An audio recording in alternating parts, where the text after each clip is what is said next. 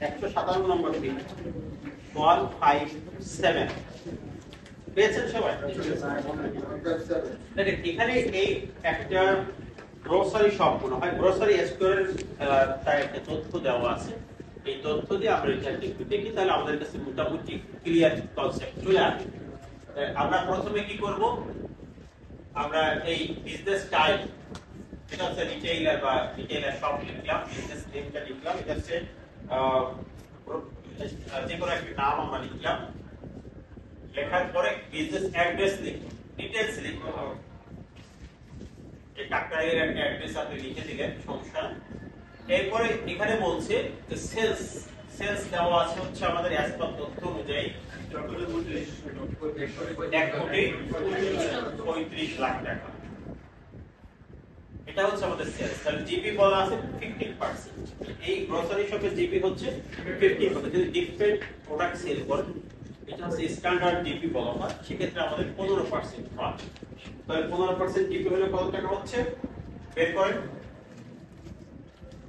20,25,000 টাকা হচ্ছে আমাদের এখানে। আমাদের জেনারেল এবং অ্যাডমিনিস্ট্রেটিভ কস্ট দেওয়া আছে, এখানে নির্দিষ্ট দেওয়া আছে 6,68,000 6,68,250 টাকা আমাদের কস্টিং খরচ। তাহলে আমাদের এখানে নিট প্রফিট কত? 13,56,750 টাকা নিট প্রফিট। এখন দেখেন, যদি এই ব্যক্তি এইবারই প্রথম বিজনেস করে, ফার্স্ট রিটার্ন সাবমিশন করে তার প্রথম বিজনেস হয়, সেক্ষেত্রে উইদাউট ডকুমেন্ট ছাড়া এই 13,56,000 এর 5 টাইমস তিনি বিজনেস ক্যাপিটাল নিতে পারবেন আইনগতভাবে। ঠিক আছে? বিগ প্রফিটের কত পার্সেন্ট? তার প্রফিট যদি ট্যাক্সেবল হয়, এখানে তো প্রফিটটা ট্যাক্সেবল, মানে 3.5 লাখের উপরে চলে গেছে, তাহলে তিনি এই ক্যাপিটালটা নিতে পারবেন 5 গুণ, 5 টাইমস মানে 5 গুণ। তাহলে এখানে যদি আমাদের কত টাকা হয়েছে? 13,56,700। এটা 5 গুণ কত হয় খেয়াল করেন?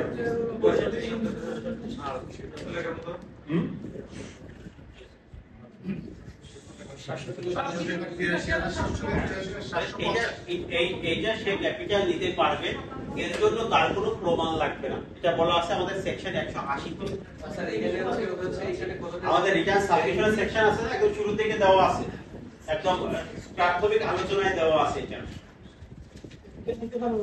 হ্যাঁ স্যার এটা আমাদের দেওয়া আছে 11 নম্বর পৃষ্ঠায় এই বইয়ের 11 নম্বর পৃষ্ঠায়।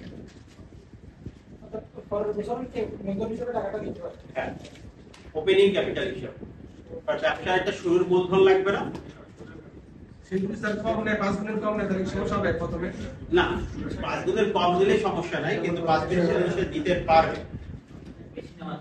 ঠিক আছে? এই যে দাখিলকৃত রিটার্নের ক্ষেত্রে নতুন কোন স্বাভাবিক ব্যক্তিকর্তা ব্যবসায় প্রারম্ভিক মূলধনের উৎস সম্পর্কে কোনো প্রশ্ন উত্থাপন করতে হবে না, যদি সে এইরূপ খাতে আয় প্রদর্শন করে যাহা অব্যাহতিপ্রাপ্ত নয় এবং প্রদর্শিত আয় করমুক্ত সীমা অতিক্রম করে। তাহলে এটা করমুক্ত সীমা অতিক্রম করেছে, এটা অব্যাহতি নয়, সেক্ষেত্রে প্রারম্ভিক মূলধন 20% এর নিচে নয় এমন আয় প্রদর্শন করে, মানে আয় হবে মূলধনের 20%, তার মানে 5 গুণ। ঠিক আছে? এটা 11 নম্বর পৃষ্ঠা পেয়েছেন? এই 11 নম্বর পৃষ্ঠা দেখেন, একদম লাস্টে 4 নম্বর বলা আছে, এটা বলা আছে।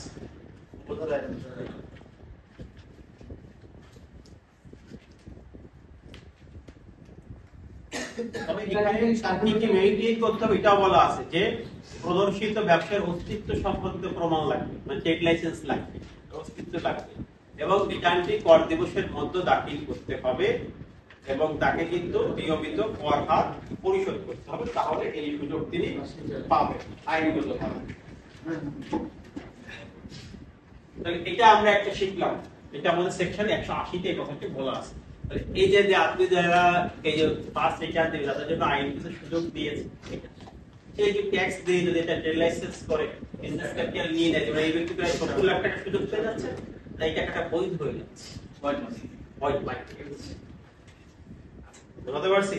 আইনে কিন্তু অনেক সুযোগ দিয়েছে করদাতার জন্য, কিন্তু যে সুযোগটা প্রপার ওয়েতে দিতে হবে, আন্দাজে নেওয়ার কোনো সুযোগ নাই। আপনি 5 টাইমস নেন, সঠিক জায়গায় উল্লেখ করে ওপেনিং ক্যাপিটাল হয়ে যাবে। মানে 5 বছর পর্যন্ত করে নিতে হবে। 5 টাইমস মানে 5 গুণ। ওকে, তাহলে আমরা এই ব্যক্তির ইনফরমেশনটা দেখি। যদি এই ব্যক্তি প্রথম হলো তাহলে আমরা ওই 70 লাখ টাকা ওই টাকাটা ক্যাপিটাল দিতে পারতাম, কিন্তু এই ব্যক্তি তো কন্টিনিউশন আছে, বিজনেস আগে থেকে শুরু করছে। এরপর এই ক্যাপিটালটা দেওয়া আছে আমাদের, দেখেন ওপেনিং ক্যাপিটাল দেওয়া আছে।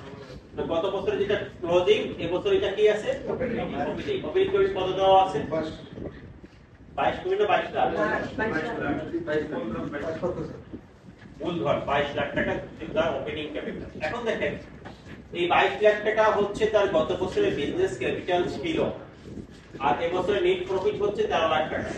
টোটাল এখন তার আসছে 35,56,750 টাকা। এখন এই ব্যক্তি যা ইনকাম করবে, যেহেতু সোল প্রোপ্রাইটারশিপ, তার অন্য তেমন কোনো ইনকাম নাই, এখান থেকেই তো তার পারিবারিক ব্যয় হবে, জীবনযাত্রার ব্যয় নির্বাহ করবে। সেক্ষেত্রে সে কিন্তু এই ইনকাম থেকে উইথড্র করবে। ইনকাম থেকে যে উইথড্র করবে, চাইলে এই 13 লাখ টাকা সম্পূর্ণ উইথড্র করতে পারে, চাইলে সে মনে করে না বিজনেসে আমি কিছু ইনভেস্ট রাখি, বাকিটা আমি পারিবারিক খরচে ব্যয় করি, এটাও হতে পারে। এবার এই ব্যক্তি এখানে কি দেওয়া আছে, কত থেকে উইথড্র করেছে? 7,80,000। তার পারিবারিক খরচের জন্য সে 7,80,000 টাকা উইথড্র করেছে, আর বাকি টাকা বিজনেসে রিইনভেস্ট করেছে। ইনকাম থেকে ওটা আবার ইনভেস্টমেন্ট করেছে। শুধু লাইবিলিটি, মানে কোনো লোন আছে কিনা, এই লাইবিলিটি বলতে বিজনেসের লোন। আমাদের পার্সোনাল লোন কিন্তু এখানে আসবে না। এই ব্যবসা প্রতিষ্ঠানের নামে যদি আপনি কোনো লোন নিয়ে থাকেন এই প্রোপ্রাইটারশিপ বিজনেসের নামে, সেই ক্ষেত্রে আপনার এখানে লোনের লাস্ট ক্লোজিং ব্যালেন্সটা এখানে উল্লেখ হবে। এটা যেমন আপনার ব্যাংক লোন হতে পারে, আবার অনেক সময় আপনি কারো কাছে দেনা থাকতে পারেন, যেমন বাকিতে ক্রয় করছেন, আপনি দেনা আছে, আপনার এটা কি করতে হবে? পরিশোধ করতে হবে। সেই বিষয়গুলো এখানে আপনার লাইবিলিটি হিসাবে। তাহলে আমাদের এখানে লাইবিলিটি যদি থাকে, এমনি লাইবিলিটি আছে 1,43,000। তাহলে 1,43,250 টাকা ধরেন তার কাছে ব্যবসায়িক লোন। এটা আসলে ব্যাংক লোন হয়, ব্যবসায়িক লোন থাকে।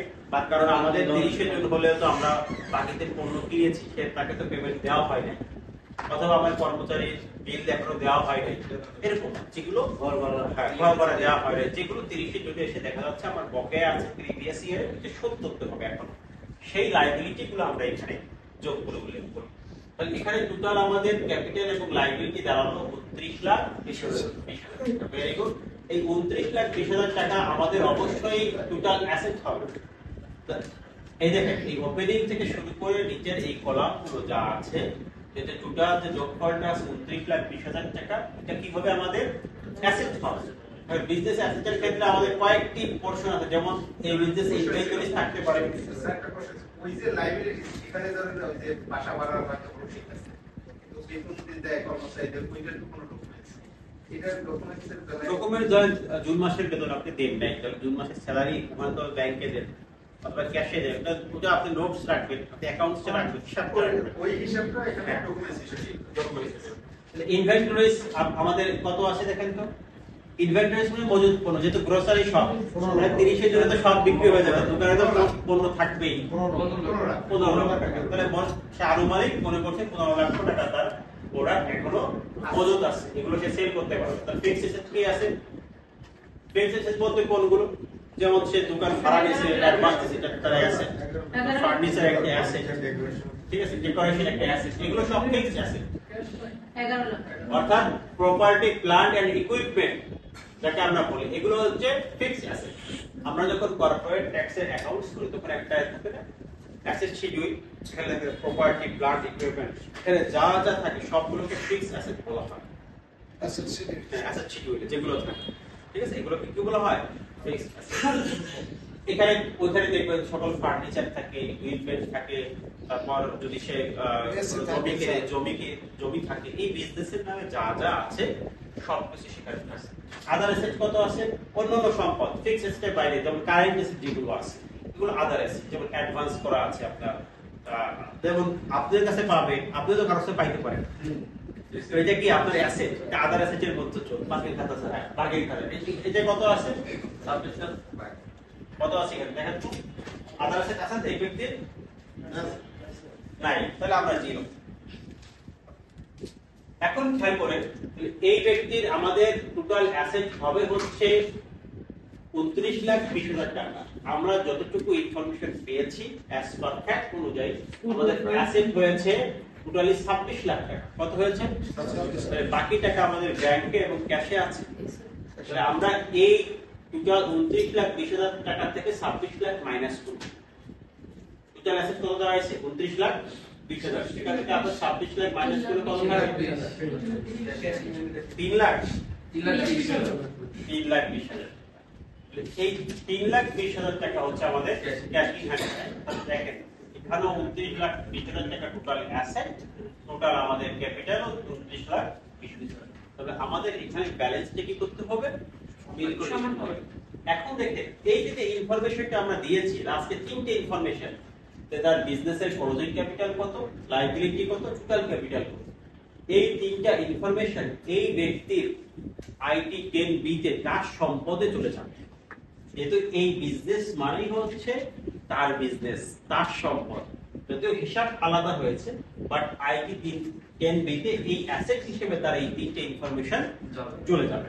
আমরা যদি দেখি এই বিজনেসের ইনফরমেশন দেখেন, অ্যাসেটে যে আমাদের প্রথমেই আছে বিজনেস ক্যাপিটাল, পেয়েছেন?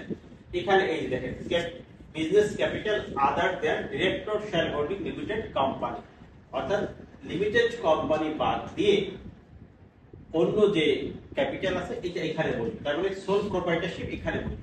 পার্টনারশিপের জন্য নিচে আছে 3 নম্বর কলাম, আর 1 নম্বরে আছে হচ্ছে আপনার লিমিটেড কোম্পানি। তাহলে আপনারা এখানে বিজনেসের ওই নামটা লিখলেন, যে নামটা আমরা উল্লেখ করেছি, আর টোটাল বিজনেস হেল্প করবেন, তাহলে টোটাল অ্যাসেট ছিল 29,20,000 টাকা। ওকে, এটা ছিল বিজনেস লায়াবিলিটি ছিল 1,250,000 টাকা অ্যাজ পার ইনকাম। তাহলে আমাদের টোটাল ক্যাপিটাল ক্লোজিং ক্যাপিটাল আছে 27,86,250 টাকা। এই তিনটে ইনফরমেশন আমাদের দেখেন ইনকাম স্টেটমেন্টেও সেম আছে, তাই না? এই তিনটে ইনফরমেশন আমাদের ইনকাম স্টেটমেন্টে সেম আছে। এবার দেখেন এখানে আমাদের এই তিনটে ইনফরমেশন মিলছে। 29,20,000 আমরা ইনকামে দিয়ে দেখাই কি আপনাকে,